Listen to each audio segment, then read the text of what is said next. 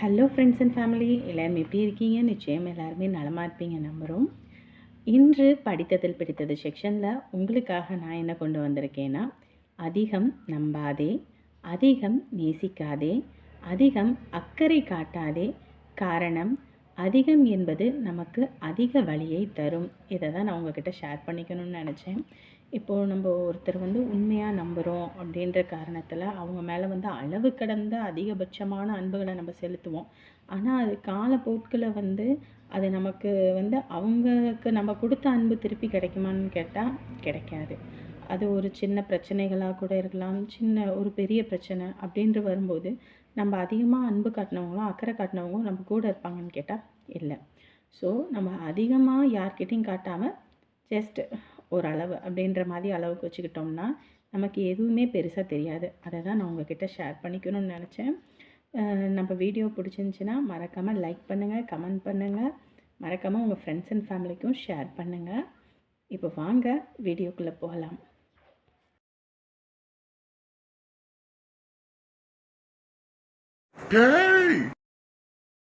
எடுபட்ட பைய அடிச்சு போட்டுட்டு எப்படி போறான் பாரு. ஐயோ ஐயோ ஐயோ, தண்ணி தண்ணி, ஐயோ இப்படி ரத்தம் போகுதே. ஒருத்தன் கூட நின்று என்ன எதுன்னு கூட பார்க்கவும் மாட்டேங்கிறாங்க, கேட்கவும் மாட்டேங்கிறாங்க. இப்படி போறாங்களே, ஐயோ என்னடா இது. ஐயோ இப்ப என்ன பண்றது ஒன்னும் புரியலையே எனக்கு. தண்ணி தண்ணி. தம்பி இருங்க, ஒன்றும் இல்லை வருத்தப்படாதீங்க, இருங்க. சரி போன் எடுத்து முதல்ல 108க்கு போன போடுவோம்.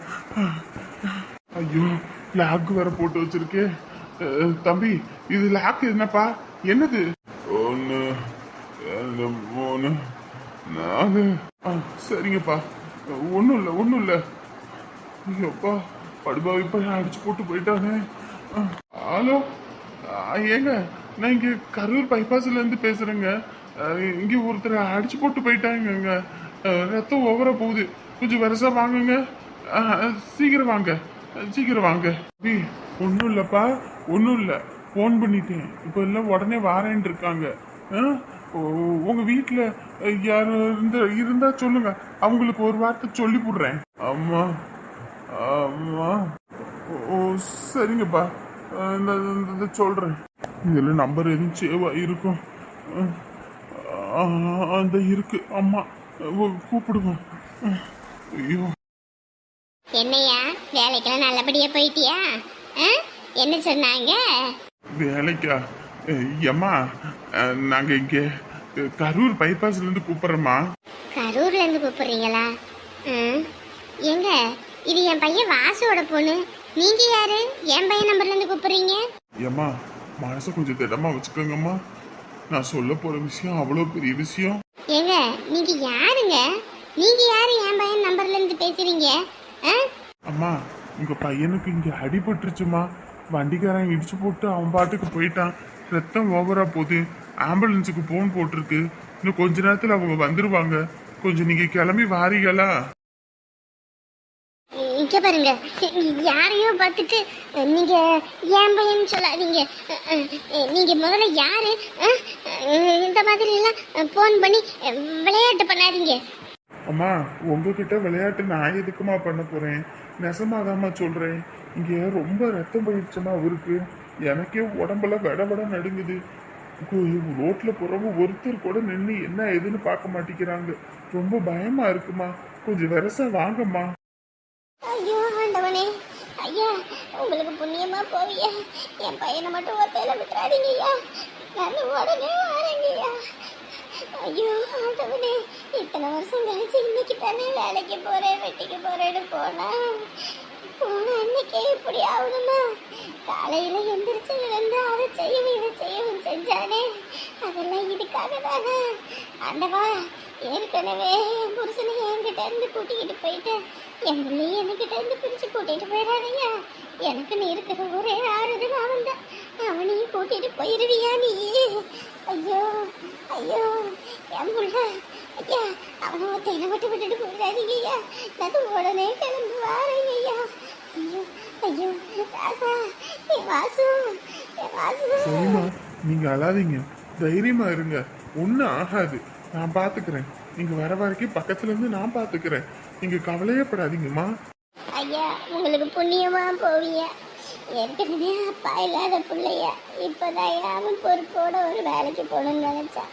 அதுக்குள்ள இந்த கடவுள் பொறுக்காம அவனுக்கு ஏதாவது ஒன்று பண்ணணும்னு நினைச்சிருச்சு. கொஞ்சம் பார்த்துக்கணும். ஏன்னா உடனே வரையா, உடனே வரேன். கும்பிட்டு சாவனாலும் பரவாயில்லையா, பெரிய ஆஸ்பத்திரிக்கே கூட்டிட்டு போங்க. நான் உடனே தான் வாரையா. போயிட்டு வரேன் அம்மா, போயிட்டு வரேன்ப்பா. நீ அழாதடி, எதுக்கடி இப்படி அழுதுட்டு கிடக்கிறவன்? ஒன்றும் இல்லை, பாலத்துக்கு தானே போகிறோம், இப்படி அழாதம்மா. ஒவ்வொரு பொண்ணுமே கல்யாணம் பண்ணி இன்னொரு வீட்டுக்கு போகும்போது அப்படித்தான் இருக்கும். கொஞ்ச நாள் அப்படி தான் இருக்கும். அப்புறம் போக போக அவங்களுக்கு குடும்பம் குட்டி வேலை வட்டின்னு ஆகும்போது அவங்கள குழப்ப பார்க்கவே சரியாக போயிடும். அதெல்லாம் எதை நினச்சி வருத்தப்படாமல் சரியா நல்லபடியாக போயிட்டு வரணும். இங்கே பாரு, மாப்பிள்ளையும் அவங்க அப்பாவையும் நல்லபடியாக நீ தான் பார்த்துக்கணும் சரியா? நீ பாட்டுக்கு எனக்கு என்ன வந்து செல்ல இருக்கக்கூடாது. இனிமே நாங்கள் உனக்கு அப்பா அம்மா கிடையாது, அவர் தான் உனக்கு அப்பா அம்மா எல்லாமே சரியா? இங்கே பாரு, நான் எம்பிட்டு கஷ்டப்பட்டிருக்கேன்னு உனக்கே தெரியும். எந்த சண்டை சச்சரவும் இருக்கக்கூடாது சரியா? மாப்பிள்ளை பேச்சை கேட்கணும், மாமா பேச்சை கேட்கணும், பொறுப்போடு இருக்கணும். நாங்கள் இத்தனை வருஷம் உன்னை வளர்த்தது பெருசு இல்லை. போகிற வீட்டில் எங்கள் மரியாதையும் எங்கள் பேரையும் காப்பாற்றணும். அந்தபடி நீ அங்கே வாழணும், அதுதான் எங்களுக்கு பெருசு. நல்லபடியாக இருக்கணும் டி அம்மா, நல்லபடியாக இருக்கணும். அதெல்லாம் அவன் நல்லபடியாக இருப்பா, நீ அழாத முதல்ல. அம்மா அப்பா பாவம்மா, தினமும் பழைய சோறு அப்பாவுக்கு போடாதம்மா. அப்பாவுக்கு சுடு சுடு ஆக்கி கொடு, தேவைக்கு ஆக்கிக்கோங்க, சும்மா ஆக்கி ஆக்கி கொட்டாம. அப்பா நான் அப்படி கூப்பிட்டா கூட உங்களுக்கு பிடிக்காதுன்னு எனக்கு தெரியும். ஐயோ, அந்த மாதிரி இல்லடாம்மா. இல்லைப்பா, ஏதேதோ நடந்து போச்சு. எவ்வளவோ கோபம், எவ்வளவோ சண்டை, எவ்வளவோ பிரச்சனைன்னு. ஆனால் ஒரு நாளும் நான் உங்களை வெறுத்ததில்லை. நீங்கள் எனக்கு சொல்கிறதெல்லாம் நல்லதுக்குன்னு எனக்கு தெரிஞ்சதுனால தான்ப்பா நான் உங்களுக்காக வேலைக்கு போகணும் அப்படி இப்படின்னு ஆசைப்பட்டேன். கடைசியில் என்னென்னமோ நடந்துடுச்சு. அதுக்காக என்ன மன்னிச்சிடுங்க. நீங்கள் என்ன திட்டினாலும் அடித்தாலும் உதைச்சாலும் எனக்கு உங்கள் மேலே இருக்க பாசம் என்றைக்குமே குறையாது. அம்மா பாவம், அவங்க இந்த குடும்பத்துக்காக ரொம்ப உழைச்சிருச்சு. அவங்கள திட்டாதீங்க. நான் எதுக்கு திட்ட போறேன்? நீ நல்லா இருக்கணும்மா, நல்லா இருக்கணும். ஏன் இப்படி அழுதுட்டு இருக்கீங்க? பொண்ணை வழி அனுப்பும்போது இப்படி அழுதிங்கன்னா பொண்ணுக்கு வருத்தமாக இருக்குமா இல்லையா? நம்ம காரில் தானே போகிறோம், அங்கே யார் இருக்கா? நீங்களும் வாங்க, வந்து ஒரு வாரம் இருந்துட்டு அப்புறம் சாவகாசமாக வரலாம். இல்லைங்க, அப்படியெல்லாம் வரக்கூடாது. ஏங்க அத்தை அப்படி சொல்கிறீங்க? அது மட்டும் யார் வீடு? உங்கள் பொண்ணு வீடு தான். இது எப்படியோ அந்த மாதிரி தான். நீங்கள் அங்கே வந்து இருக்கலாம், யாரும் உங்களை எதுவும் சொல்ல போகிறதில்ல. இங்கே பாருங்க, இனிமேல் என் பையன் உங்களுக்கு மருமகன் கிடையாது, மருமகன் சரிங்களா? உங்கள் பொண்ணு அப்படி தான், எங்களுக்கு மருமக இல்லை, மருமக தான். இந்த மாதிரி ஒரு வார்த்தை கேட்கும்போது அம்பிட்டு சந்தோஷமா இருக்குங்க. புது ஊர், புது ஏரியா, புது ஜனங்க, அவங்க கூட பழக வைக்க கொஞ்சம் கஷ்டமாக இருக்கும். நீங்களும் வந்தீங்கன்னா கொஞ்சம் துணைக்கி இருக்கும், பிள்ளைகள் அதையும் கற்றுக்கிட்ட மாதிரியும் இருக்கும்ல. வாங்கம்மா, அழை வச்சு எப்படிங்க பிள்ளைய கூட்டிக்கிட்டு போகிறது? இல்லைங்கய்யா, இன்னும் 2 நாள் கழிச்சு பொண்ணு மறு வீட்டு அழைக்கணும்.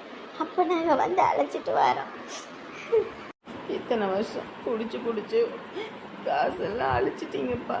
இனிமே அப்படிலாம் குடிக்காதீங்கப்பா, உடம்பு கெட்டு போயிடும். எனக்கு உங்களை ரொம்ப பிடிக்கும். ஆனால் ஒரு சில சந்தர்ப்ப சூழ்நிலையால் உங்களுக்கு என்ன பிடிக்காம போச்சு.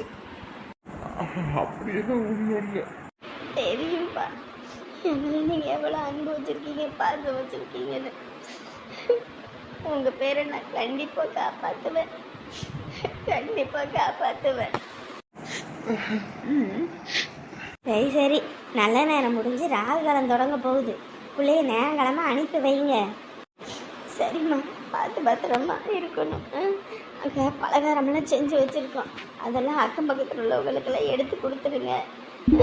அப்புறம் பொருள் பண்ட பாத்திரம் எல்லாமே அந்த வண்டியில் வச்சுருக்கு. எல்லாத்தையும் சூதானமாக எடுத்து வச்சுக்கோங்க. சரிம்மா. மறு வீட்டு விருந்துக்கு வரும்போது நீங்க கண்டிப்பா நம்ம ஊருக்கு வரணுமா? சரிங்கய்யா, கண்டிப்பாக வரேன். நான் வராமல் இருப்பேனா? அதெல்லாம் வந்துடுவேன். சம்மந்தியை பார்த்துக்கங்க. ஏன்னா ஒத்த பொண்ணு கல்யாணம் பண்ணி கொடுக்கும்போது அம்பிட்டு வருத்தமாக தான் இருக்கும்.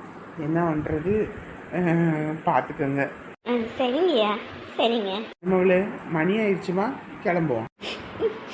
போயிட்டு வரேம்மா.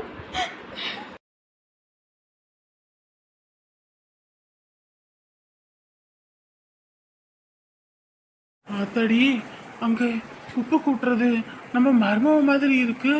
எம்மாடி மர்மவளே, மாமா நீங்க இங்க நீங்க எங்க இங்க வா. அத நான் தான் கேட்கணும். நீ என்னமா பண்ணிக்கிட்டு இருக்க வீட்டுல இல்லாம இங்க? அது ஒண்ணும் இல்ல மாமா, அது ஒண்ணும் இல்ல. இங்க பாரு, என்னமா பண்ணிக்கிட்டு இருக்க இங்க? நீ எதுக்குமா அப்படி ரோடெல்லாம் கூட்டிக்கிட்டு இருக்க?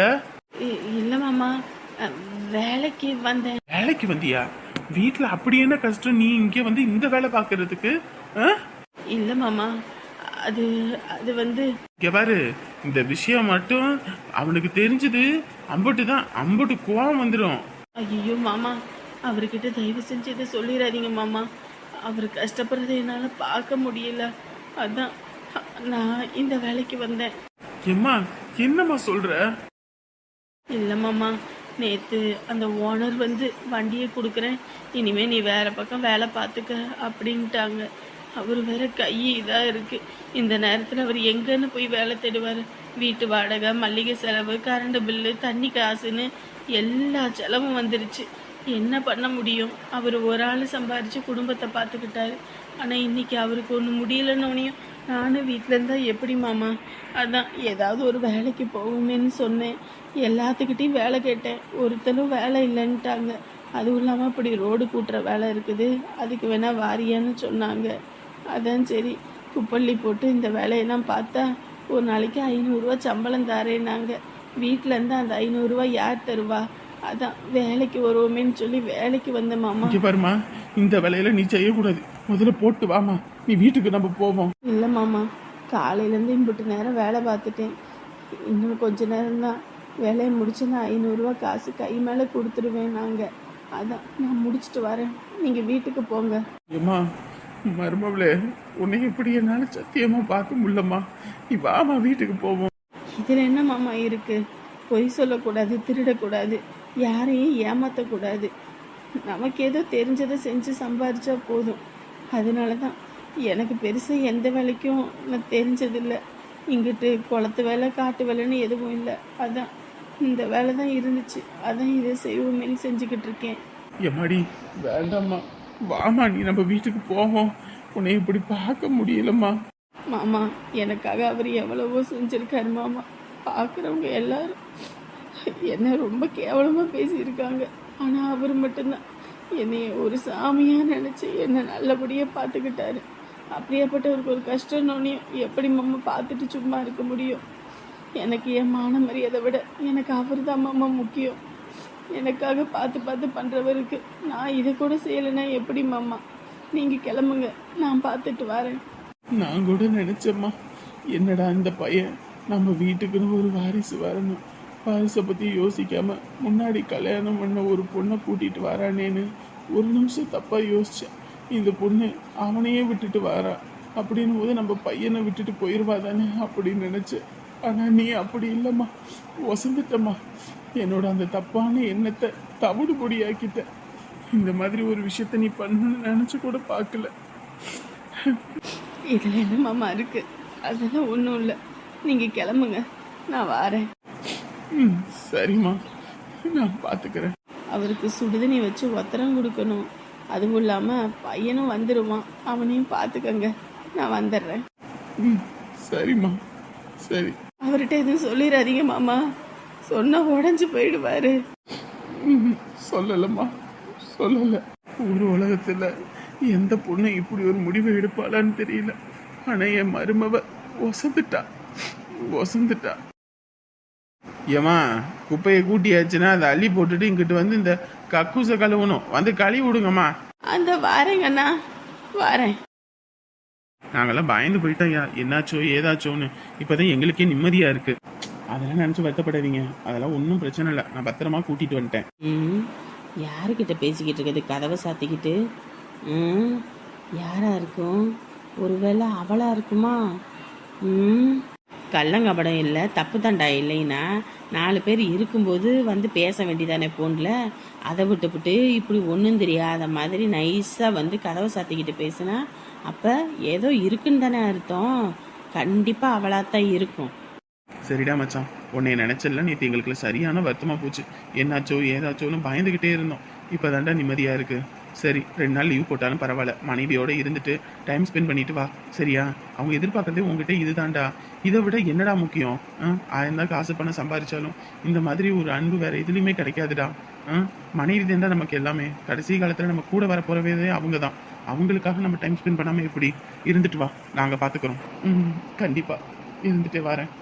வீட்டில இருந்து கூட நீ வேலை செய்யலாம், ஒர்க் ஃப்ரம் ஹோமா. எதுக்கு சும்மா இங்கே வந்துட்டு? சரியா, நாங்கள் பேசிக்கிறோம். ஓகேப்பா. நான் இந்த பற்றி யோசிக்கவே இல்லை, இப்போதான் அந்த யோசனையே வந்துச்சு. சரி, நான் பார்த்துக்கிறேன். ஆமாம், உனக்கு எப்படி யோசனை வரும்? இங்கே வந்தால் கூட அவ யோசனையில தானே திருங்கிற நீயே. சரி, பாத்ரூம் போயிட்டு வருவோம். நம்ம மட்டும் இவங்களுக்காக காத்துக்கிட்டு இருக்கணும். ஆனால் இவங்க நம்ம முன்னாடியே அவ கூட கொஞ்சிக்கிட்டு கொலாவிக்கிட்டு இருப்பானா? இன்னைக்கு அவளை பிடிச்சி போட்டு 4 போடு போடுறேன் பாரு. ஒரு விஷயத்த பண்ணாதீங்கன்னா அது எப்படி நமக்கு தெரியாமல் ஒளிச்சு நழைச்சி பண்ணலான்னு தான் இருந்தாலும் யோசிப்பான் போல இருக்குது. இவன் எல்லாம் ஒரு ஆளுன்னு சொல்லி இவனை விரும்பி கல்யாணம் பண்ண பாரு. என் புத்தி நான் செவுத்துலேயே முட்டிக்கணும். இந்த நம்பர் தான் நினைக்கிறேன். அது என்னமோ போட்டிருக்கே, டீ ஐயோ டீ என்னமோ, இது என்னன்னே தெரியலை. சரி, டீயா டூயா? போகுது. ஹலோ உமா. ஐயோ, பாத்ரூம்குள்ளே இருப்பாருன்னு பார்த்தா வெளியே வந்துட்டாரு. உமா, என்ன பண்ணிட்டு இருக்கா நம்ம ஃபோன்ல? என்ன பண்ணா? Hello hello hello. என்னடா மச்சான், ஃபோன் பண்ணிட்டு ஹலோ ஹலோன்றேன், பேசவே மாட்டேங்கிறேன். என்னாச்சு?